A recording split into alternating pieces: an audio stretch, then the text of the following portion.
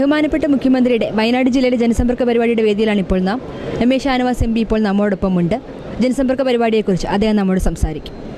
ജനസമ്പർക്ക പരിപാടി ഒരു മഹാത്ഭുതമാണ്.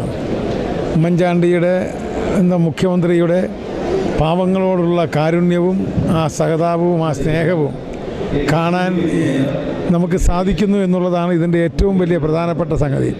ആയിരക്കണക്കിന് രോഗികൾ വന്ന് അവരുടെ പ്രശ്നങ്ങൾക്കെല്ലാം പരിഹാരമുണ്ടായി. ഒരാൾ പോലും നിരാശരായിട്ട് പോകുന്നില്ല. എല്ലാവരും സന്തോഷത്തോടു കൂടി ആണ് എല്ലാവരും പോകുന്നത്. അങ്ങനെ ഏതായാലും ഇതൊരു വലിയ മാതൃകാപരമായിട്ടുള്ള ഒരു പരിപാടിയാണ്. ജനങ്ങളും ഗവൺമെൻറ്റും തമ്മിലുള്ള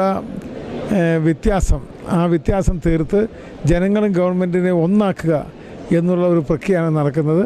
ഇത് ഒരു വമ്പിച്ച വിജയമായി മാറിക്കഴിഞ്ഞിരിക്കുന്നു.